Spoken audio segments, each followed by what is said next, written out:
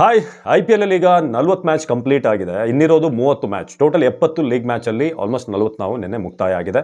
RR versus Punjab. Punjab ಈ entire ಒಂದು ಸೀಸನಲ್ಲಿ ಇದುವರೆಗೆ ಸೋತೇ ಇರಲಿಲ್ಲ. RR ಅವರು ಸೋಲು ಅಂದರೆ ಹೇಗಿರುತ್ತೆ ಅಂತ ನೆನ್ನೆ ಟೇಸ್ಟ್ ಮಾಡಿಸಿದ್ದಾರೆ. ಹಾಗಾದರೆ ಪ್ಲೇ ಆಫ್ ರೇಸ್ ಈಗ ಹೇಗೆ ಕಾಣಿಸ್ತಾ ಇದೆ? ಒಂದು ಕ್ಲಿಯರ್ ಪಿಕ್ಚರ್ ಸಿಗ್ತಾ ಇದೆ. ಯಾವ ಟೀಮ್ ಯಾವ ಸ್ಪಾಟಲ್ಲಿದೆ, ಯಾರು ಫೈನಲ್ 4 ಪ್ಲೇ ಆಫಿಗೆ ಬರ್ತಾರೆ. ಸೊ ಅದ್ರ ಬಗ್ಗೆ ನೀಟಾಗಿ ನಿಮಗೆ ಎಕ್ಸ್ಪ್ಲೈನ್ ಮಾಡ್ತಾ ಹೋಗ್ತೀನಿ. ಜೊತೆಗೆ ಯಾರ್ಯಾರು ಈಗಲೇ ಮನೆಗೆ ಪ್ಯಾಕಪ್ ಮಾಡ್ಬೋದು ಅದರ ಬಗ್ಗೆ ಕೂಡ ನಾನು ಹೇಳ್ತೀನಿ. ಸೊ ಮೊದಲನೇದಾಗಿ ನಾವು ಬಾಟಮಿಂದ ಹೋಗೋಣ. RCB ವಿಚಾರವಾಗಿ ಪಕ್ಕಾ ಹೇಳ್ತೀನಿ ನಿಮಗೆ ಹೇಗೆ ಎಷ್ಟು ಮ್ಯಾಚ್ ಬೇಕು ಏನು ಅಂತ. ಆದರೆ ಬಾಟಮಲ್ಲಿರೋ ಟೀಮ್ LSG 8 ಮ್ಯಾಚ್ ಆಡಿದ್ದಾರೆ, ಬರೀ 2 ಮ್ಯಾಚ್ ಮಾತ್ರ ಅವ್ರಿಗೆ ಗೆದ್ದಿರೋದು. 6 ಸೋತಿದ್ದಾರೆ, 4 ಪಾಯಿಂಟ್.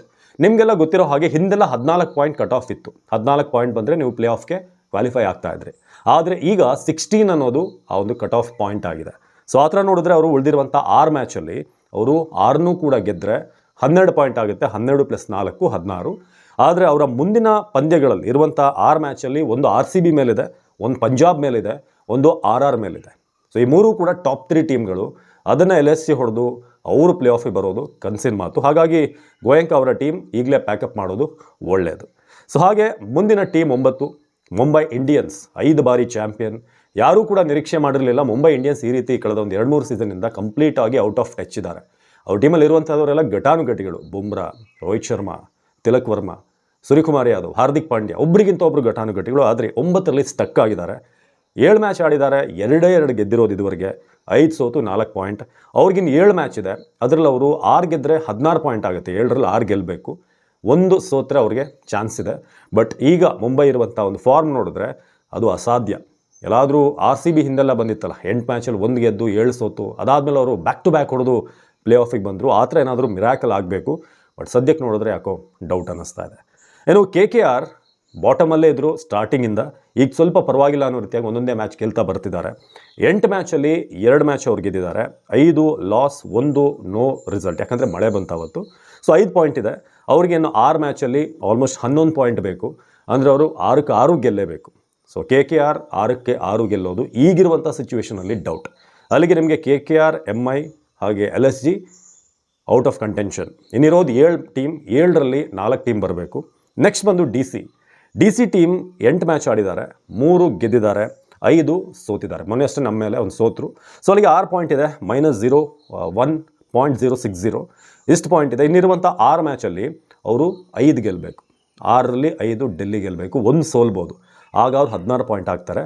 ಬಟ್ ಡೆಲ್ಲಿಗಿರುವಂಥ ಮುಂದಿನ ಪಂದ್ಯಗಳನ್ನು ನೋಡಿದ್ರೆ ಅವರಿಗೆ RR ಮೇಲೆ ಒಂದು ಮ್ಯಾಚ್ ಇದೆ. ಸೊ ಹಾಗೆ ಪಂಜಾಬ್ ಮೇಲೆ ಒಂದು ಮ್ಯಾಚ್ ಇದೆ. RR ಮೇಲೆ ಇನ್ನೊಂದು ಮ್ಯಾಚ್ ಇದೆ. RRನ ಪಂಜಾಬ್ನ ಈ 3 ಮ್ಯಾಚ್ನಲ್ಲಿ ಅವರು 3ಕ್ಕೆ 3 ಹೊಡೆಯೋದು ಬಹುತೇಕ ಕಷ್ಟ, ಆ ಎರಡೂ ಟೀಮ್ ಇರುವಂಥ ಫಾರ್ಮ್ ಪ್ರಕಾರ. ಅಲ್ಲಿಗೆ ನನಗನ್ಸುತ್ತೆ DC ಕೂಡ ಪ್ಲೇ ಆಫ್ ರೇಸ್ನಿಂದ ಹೊರಗಡೆ ಹೋಗ್ತಿದ್ದಾರೆ. ಸೊ ಅಲ್ಲಿಗೆ ಫಿಲ್ಟರ್ ಮಾಡಾಯಿತು. 10ರಲ್ಲಿ 4 ಟೀಮ್ ಹೊರಗೆ, ಏನಿರೋದು 6 ಟೀಮ್. 6ರಲ್ಲಿ 4 ಟೀಮ್ ಪ್ಲೇ ಆಫಿಗೆ ಬರಬೇಕು. 6ನೇ ಪ್ಲೇಸಲ್ಲಿರೋದು 5 time champion Chennai super Kings. So ಅವ್ರು ಆಡಿರುವಂಥದ್ದು ಕೂಡ ಆಲ್ಮೋಸ್ಟ್ DC ಥರನೇ. 8 ಮ್ಯಾಚ್ ಆಡಿದ್ದಾರೆ, 3 ಗೆದ್ದಿದ್ದಾರೆ, 5 ಸೋತಿದ್ದಾರೆ. 6 ಪಾಯಿಂಟ್ ಇದೆ. ಇನ್ನು 6 ಮ್ಯಾಚ್ ಇದೆ. 6ರಲ್ಲಿ ಅವರು 5 ಮ್ಯಾಚ್ ಗೆಲ್ಲಬೇಕು. ಚೆನ್ನೈ ಸೂಪರ್ ಕಿಂಗ್ಸ್ 6ರಲ್ಲಿ 5, 1 ಸೋಲ್ಬೋದು. ಅದನ್ನು ಗೆದ್ದರೆ ಒಳ್ಳೆಯದು. ಬಟ್ 5ಅನ್ನು ಗೆಲ್ಲೇಬೇಕು. ಸೊ ಅವರ ರನ್ ರೇಟ್ ಕೂಡ ಮೈನಸ್ಸಲ್ಲಿದೆ, -0.121. ಸೊ ಚೆನ್ನೈ ಸೂಪರ್ ಕಿಂಗ್ಸ್ ನನಗನ್ಸುತ್ತೆ 6ರಲ್ಲಿ 5 ಮ್ಯಾಚ್ ಗೆಲ್ಲೋದು ಸದ್ಯಕ್ಕಿರುವಂಥ ಸಿಚುವೇಷನಲ್ಲಿ ಕಷ್ಟ. ಉಳಿದಿರುವಂಥ 6 ಮ್ಯಾಚ್ ಯಾವುದು ಅಂತ ಹೇಳ್ತೀನಿ. ಒಂದು ಮುಂಬೈ ಮೇಲೆ, ಒಂದು DC ಮೇಲೆ, ಒಂದು LSG, ಮತ್ತೊಂದು LSG. ಸೊ ಆ 2 LSG ಮ್ಯಾಚ್ಗಳನ್ನು ಅವ್ರು ಟಾರ್ಗೆಟ್ ಮಾಡ್ಬೋದು.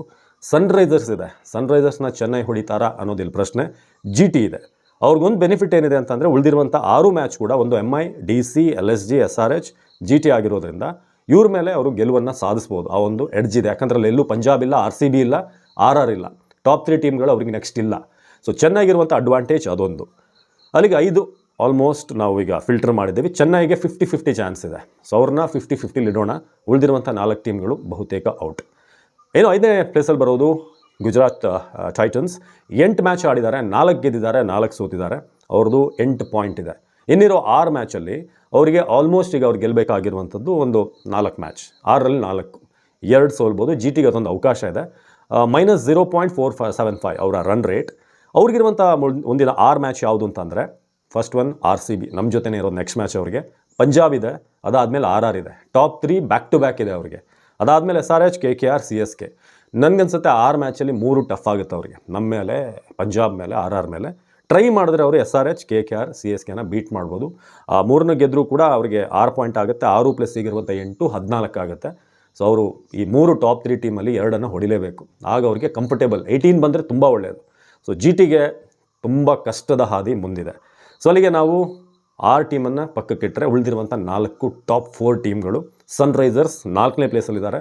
8 ಮ್ಯಾಚ್ ಆಡಿದ್ದಾರೆ, 5 ವಿನ್ ಆಗಿದ್ದಾರೆ, 3 ಸೋತಿದ್ದಾರೆ, 10 ಪಾಯಿಂಟ್ ಇದೆ, ಪ್ಲಸ್ 0.815 ಅವರ ನೆಟ್ ರನ್ ರೇಟ್. ಸೊ ಅವ್ರಿಗೇನು 6 ಮ್ಯಾಚಲ್ಲಿ ಅವರು ಒಂದು 3 ಗೆದ್ದರೆ ಸಾಕು. ಸೊ ಅವರಿಗೆ 75% ಚಾನ್ಸ್ ಇದೆ. 25% ಸ್ವಲ್ಪ ಆಚೀಚೆ ಆದರೆ ಕೊನೆ ಹಂತದಲ್ಲಿ ಏನಾದರೂ GT, CSK ಏನಾದರೂ ಗೆಲ್ತಾನೆ ಬಂದರೆ ಆಗ SRHಗೆ ಟಫ್ ಆಗುತ್ತೆ.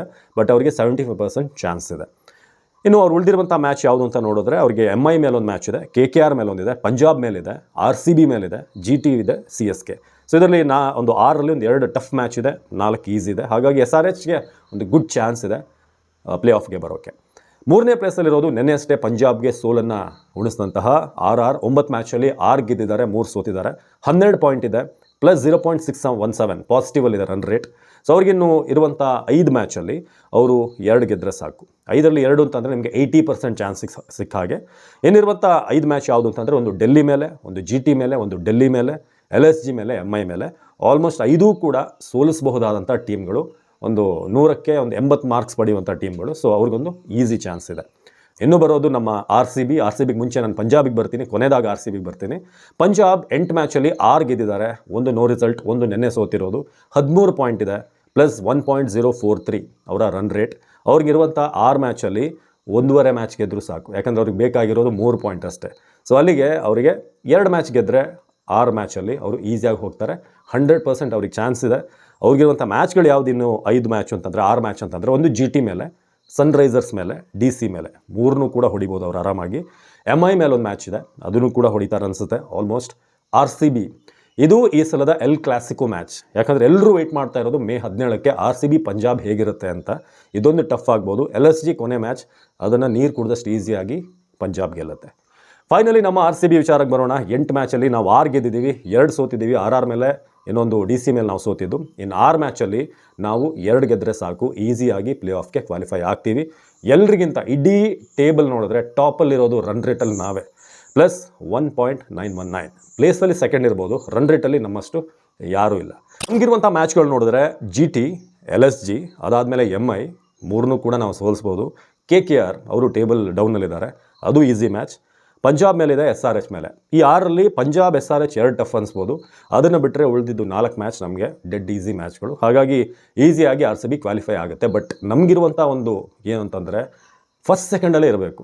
ನಾವು ಏನಿದ್ರು ಕೂಡ 6ರಲ್ಲಿ 4 ಗೆದ್ದು ಆ ಟಾಪ್ 2ರಲ್ಲಿದ್ದರೆ ಈಸಿಯಾಗಿ ನಮಗೆ ನೆಕ್ಸ್ಟ್ ಲೆವೆಲ್ ಹೋಗೋಕ್ಕೆ ಅಥವಾ ಕ್ವಾಲಿಫೈ ಆಗೋದಕ್ಕೆ, ಕ್ವಾಲಿಫೈರಲ್ಲಿ ಮುಂದೆ ಹೋಗೋಕ್ಕೆ ಈಸಿ ಆಗುತ್ತೆ. ಸೊ ಇದು ಸದ್ಯದ ಸಿಚುವೇಶನ್. ಸೊ RCBಗೆ ಒಂದು ಉತ್ತಮವಾದಂಥ ಅವಕಾಶ ಪಂಜಾಬ್ ಜೊತೆಗೆ. ಬಹುತೇಕ ಆ ಟಾಪ್ 2 ಹಾಗೆ ಇರುತ್ತೆ, ಪಂಜಾಬ್ ಹಾಗೆ RCB. RR ಕೂಡ ಟಾಪ್ 3 ನನಗನ್ಸುತ್ತೆ ಫಿಕ್ಸ್ ಇವರೇನೆ. ಆ 4ನೇ ಪ್ಲೇಸಲ್ಲಿ CSK, GT ಹಾಗೆ SRH, ಈ 3 ಟೀಮ್ಗಳು ಆ 4ನೇ ಸ್ಪಾಟಿಗೆ ಫೈಟ್ ಮಾಡ್ತವೆ ಅಂತ ನನಗನ್ನಿಸ್ತಾ ಇದೆ. ನೀವು ಕಮೆಂಟ್ ಮಾಡಿ ಯಾರು 4ರಲ್ಲಿ ಇರ್ತಾರೆ ಅಂತ. ಇದೇ ರೀತಿಯಾದ ಕಂಟೆಂಟ್ಗಾಗಿ ಫಾಲೋ ಮಾಡ್ತಾ ಇರಿ ಸೂಪರ್ TV ಕನ್ನಡ.